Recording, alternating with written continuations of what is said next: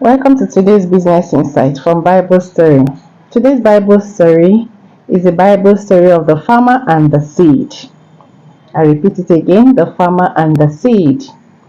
Most of us are in rainy season now, farming season. Some are harvesting, some are planting. While some are harvesting the one they have planted and they are replanting another different kind of seed. And when you go through the parable of the farmer and the seed in the Bible, you will see how Jesus Christ told his disciples that a farmer scattered seed, some on the rocky ground, some on the good soil, while some ended up on it. The business insight from this Bible story, so many, but let's look at few of them. Okay, the first one is what we call strategic planning.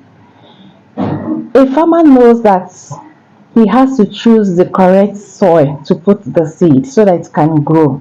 In the same way, in business, you must set what you call your goal or your objectives clearly so that you will now know the strategies you can use to bring out these goals or objective into fruition and make sure that you end up getting your profits and also sustain the business. The second business insight you can get from today's Bible story is what we call market intelligence.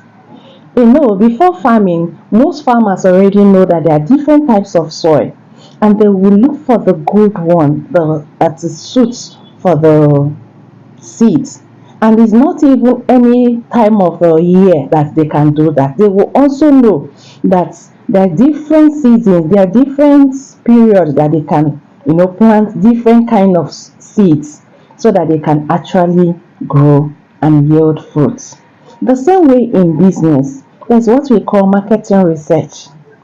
Every good businessman or woman out there must carry out what we call marketing research to identify who their business or their target market are, where they are located, and also know the right uh, strategy to use in order to serve these customers.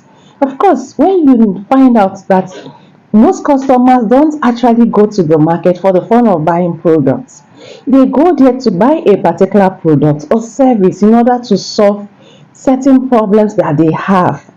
When this business person were able to do that research and find out what are those problems that they are looking for, they will now know to manufacture the right product or service that can actually solve this problem.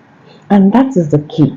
Apart from making profit, you must make sure that customers' problems are solved.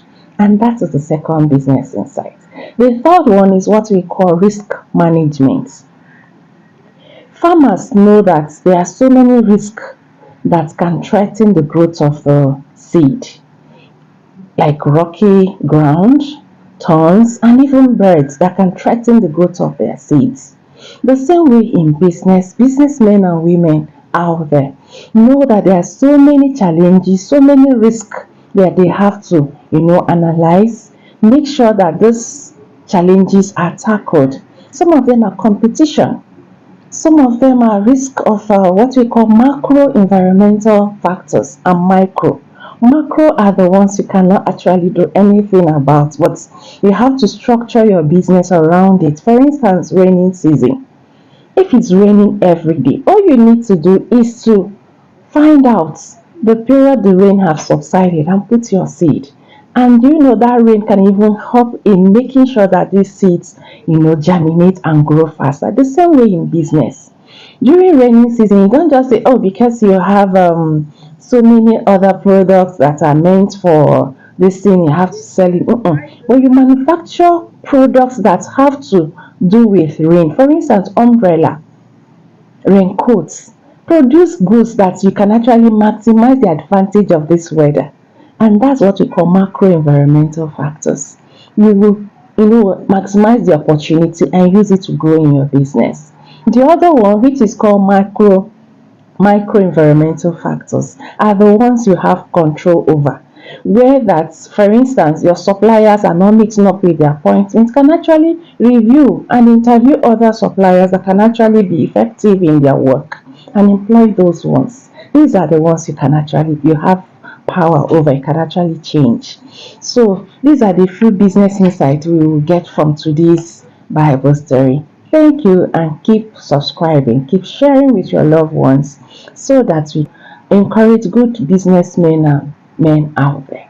Thank you for joining us. I still remain your humble host, Dr. Mrs. Olibo Hope Amarachi.